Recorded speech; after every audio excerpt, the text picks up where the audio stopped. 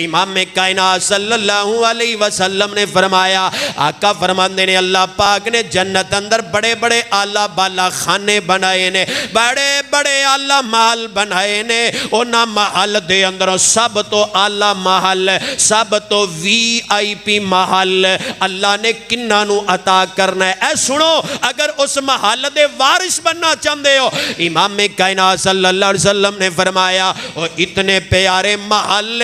اندہ اندرونی حصہ باروں دیکھیا جا سکتا ہے تے اندہ بیرونی حصہ اندروں ویکھیا جاندہ ہے۔ اتنے پیارے محل بڑے بے مثال تے بے مثال اللہ نے وہ محل بنائے نے، لیکن میرے توڑے مصطفیٰ نے فرمایا او جڑے اللہ محل نے اللہ نے کنہ نو عطا فرمانے نے۔ سب تو پہلے نمبر دے جڑا بندہ بھوکیاں نو کھانا کھلاندہ ہے،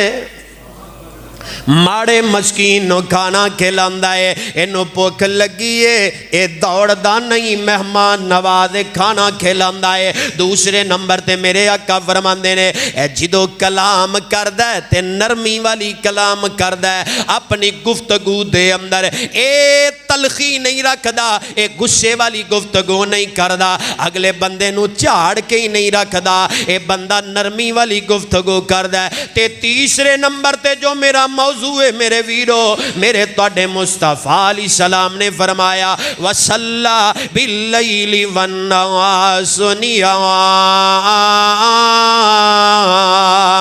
آقا فرماندے نے اونا لوگاں واسطے او بالا خانے رب نے بنائے نے، اے سارے لوگ ستے ہوئے نے، ایک خوش نصیب ایسا ہے سارے لوگ اے ستے ہوئے نے، لیکن اللہ والا رات نو اٹھ کے رب کے قیام پہ کردہ ہے، رب نو منائی جا رہے تتجافا جنوبہم عن المضاجع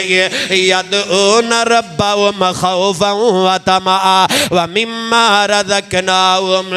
ينفقون۔ اقیم الصلاۃ لدلوک الشمس الی غسق اللیل وقرآن الفجر ان قرآن الفجر کان مشہودا۔